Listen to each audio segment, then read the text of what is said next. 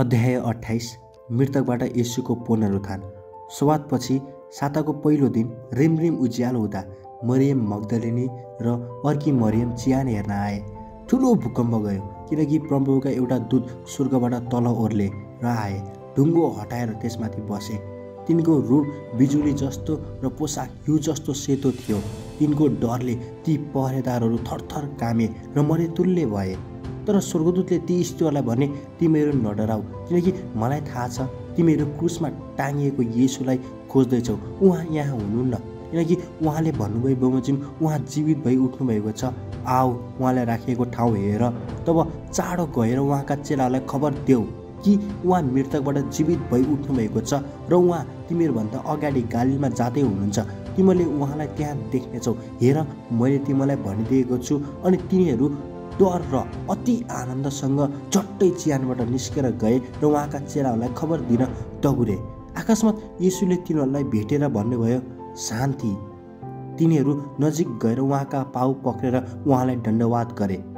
तब येशूले तिनीहरूलाई भन्नुभयो, नडराऊ, गएर मेरा भाइहरूलाई गालीलमा जानु भनिदेऊ र त्यहाँ तिनीहरूले मलाई देख्नेछन्। पहरेदारहरूको खबर।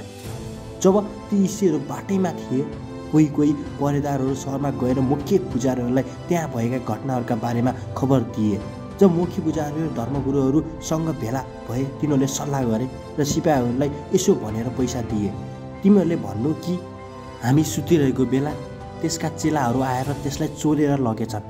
कतै हाकिमको कानमा यो कुरा पुगिहाल्यो भने हामी उहाँलाई मनाएर तिमीलाई जोगाइदिनेछौँ। तब तिनीहरूले सो पैसा लिए र सिकाइ बमोजिम गरे र युवतीहरूमा आजको दिनसम्म यही कुरा फैलिएको छ। अन्तिम सन्देश। ती 11 जना चेलाहरू गालीलको त्यस डाँडामा गए जहाँ येशूले तिनीहरूलाई जाने आदेश दिनुभएको थियो। तिनीहरूले उहाँलाई देखेर दण्डवाद गरे, तर कतिले चाहिँ शङ्का गरे। तब येशू तिनीहरू कहाँ आएर भन्नुभयो, स्वर्ग र पृथ्वीमा समस्त अधिकार मलाई दिएको छ। यसकारण जाऊ र सबै देशका जातिहरूलाई चेला बनाऊ। पिता र पुत्र पवित्र आत्माको नाममा तिनीहरूलाई बत्तिस्मा देऊ। मैले तिमीलाई आज्ञा गरेका सबै कुरा पालन गर्न तिनीहरूलाई सिकाऊ। हेर, म युगको अन्त्यसम्म सधैँ तिमीहरूको साथमा छु। यदि तपाईँहरूको केही प्रेयर रिक्वेस्ट छ भने हाम्रो जिमेल र व्हाट्सएपमा कन्ट्याक्ट गर्न सक्नुहुन्छ र लिङ्क चाहिँ डिस्क्रिप्सन बक्समा राखिएको छ।